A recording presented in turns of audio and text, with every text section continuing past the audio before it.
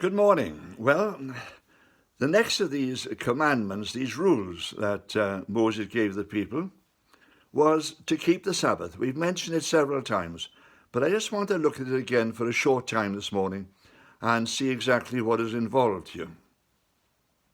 God wanted the people to take a day off every week when they could focus on their families, on their relationships, and upon Him.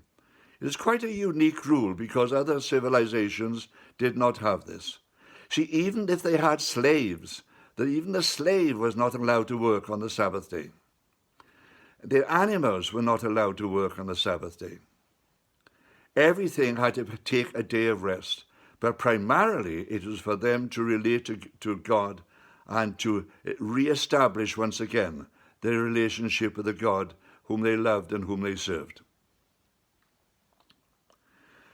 When Nebuchadnezzar invaded Israel and took them captive, the people wondered, why has this happened? And the great prophet Jeremiah told them quite simply, this has happened to you because you did not keep the Sabbath. You gave it up. And when you gave it up, you lost your relationship with God. You became focused on your own work and your own families and your own businesses. You forgot your relationship with God.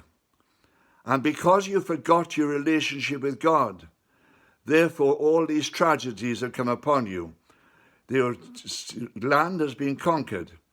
Your city has been taken. And a lot of your people have been taken away into captivity. While they were in captivity, this whole idea of where they'd gone wrong was enforced to them as well by the great prophet Ezekiel, the prophet of the exile.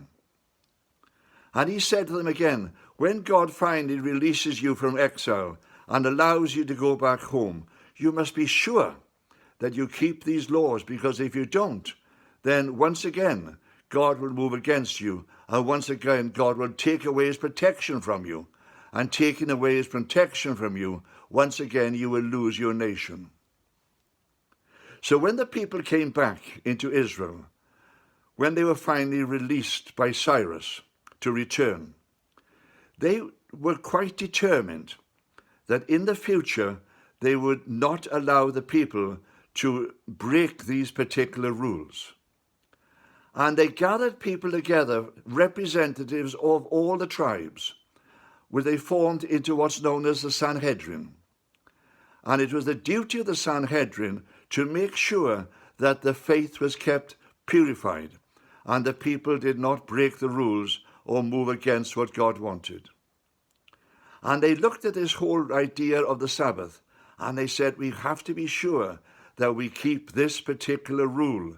It must be enforced. We must keep this rule. Just a small aside here. Many years later, after they'd been conquered, not just by Nebuchadnezzar now, but by the Greeks, the person arose who was in charge of their part of the world. And he was trying to destroy Judaism and destroy their faith. And there was a rebellion at that particular time, led by the Maccabees. And the great general of the Maccabees was known as Judas Maccabeus. And he did war with the Greek armies who were controlling Jerusalem. But they had a problem because, you see, they were trying to keep the Sabbath. And when the Sabbath came, the enemy suddenly realized if we attack them on the Sabbath, they can't defend themselves. And so once again, the Sanhedrin met and tried to discuss this. And they prayed about it. And they said, in a time of war, in a time like this, when your lives are in danger because people are invading you, on this occasion, you can break the Sabbath and you can defend yourselves and you can fight. But it was regarded as one of the primary foundations of their faith, that they should keep the Sabbath. Trouble was, of course, human beings are human beings. And although they wanted to keep the Sabbath so badly, they began to examine it. And rabbi after rabbi examined it and said, well, that means you can't do this, and that means you can't do that. And gradually, a number of rules developed around the Sabbath, trying to keep the Sabbath holy. They, in fact, overstepped themselves. So that when Jesus came along, he challenges them.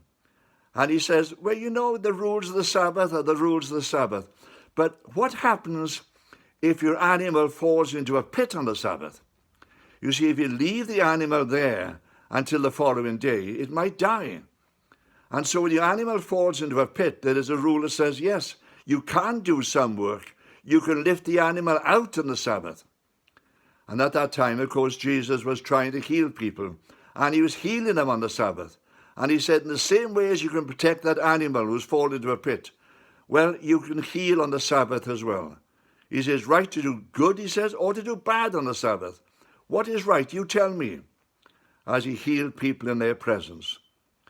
But they were so anxious to keep it, that they were in fact struggling to make sure that they never broke it again. Because they had a feeling that if they broke it, they would in fact, God would take away his protection from them, and they would lose their whole nation and all the things that they had built up. Amen.